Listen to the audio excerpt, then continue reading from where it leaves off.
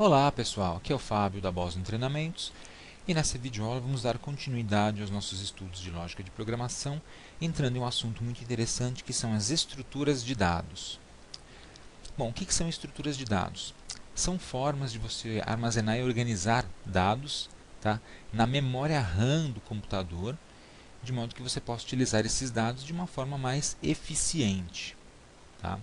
As estruturas de dados elas têm emprego em diferentes tipos de aplicações, em alguns casos muito especializados e orientados para tarefas específicas.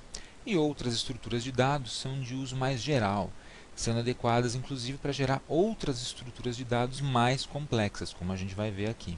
Tá? Então, a estrutura de dado é uma forma de armazenar e organizar dados na memória RAM do computador. Tá?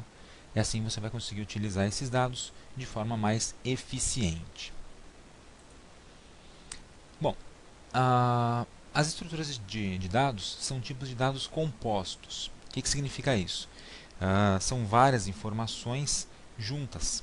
Então, uma estrutura de dados, o próprio nome já diz, está no plural, dados, né, armazena várias informações, uma quantidade significativa de dados. E essas estruturas elas podem ser classificadas em estruturas homogêneas e heterogêneas, de acordo com os tipos de dados que elas contêm. Sendo que uma estrutura de dados homogênea, ela armazena apenas o mesmo tipo de dados. Então são vários dados, só que todos do mesmo tipo. Tá? Já uma estrutura heterogênea, ela pode ter dados distintos, né? Dados de tipos distintos, diferentes. Por exemplo, uma estrutura homogênea, ela tem apenas dados do tipo inteiro, ou apenas dados do tipo literal, ou caractere. Já uma estrutura heterogênea, ela pode armazenar ao mesmo tempo dados de números inteiros, reais, literais, caracteres, etc. Tá? Então existe essa diferenciação para as estruturas de dados. Legal? Bom, as estruturas de dados básicas, clássicas, são os arrays, listas, filas, pilhas e árvores. Tá? Existem outras além dessas, mas essas são as mais conhecidas e utilizadas. Tá?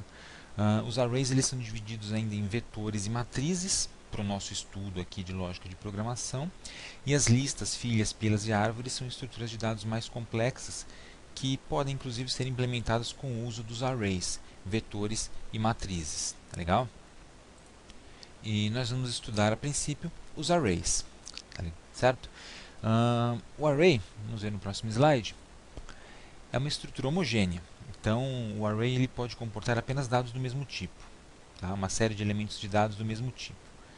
Você pode acessar os elementos do array individualmente, por meio de uma posição de índice.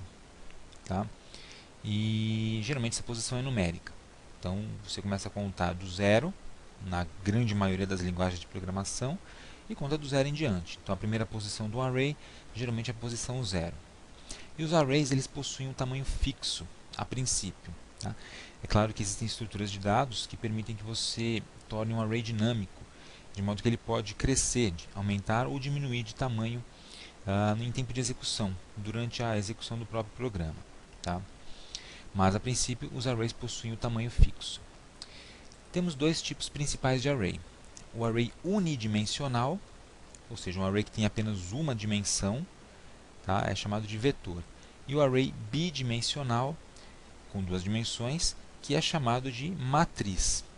Então você vai pensar no vetor como sendo uma série de dados enfileirados e vai pensar na matriz como sendo uma tabela de dados.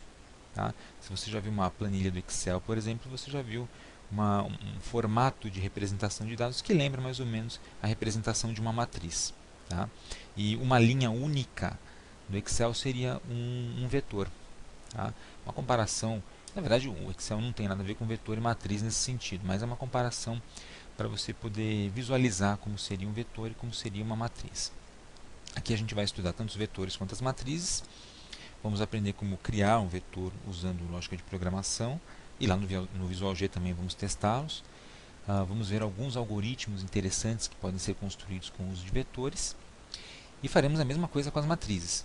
Tá? Nós vamos trabalhar também com matrizes e vamos estudar alguns algoritmos interessantes que podem ser construídos com o uso de matriz. Legal, pessoal? Então, essa primeira videoaula do assunto estrutura de dados foi mais para apresentar o assunto em si, tá? E nas próximas videoaulas a gente vai entrar mais detalhadamente em cada um dos itens, nos vetores, nas matrizes, listas, pilhas, filas e assim por diante. Então, aproveite para se inscrever aqui no nosso canal, tá? Acesse o nosso site www.bosnotreinamentos.com.br e assista a próxima videoaula, na qual nós falaremos sobre vetores. Obrigado e até lá!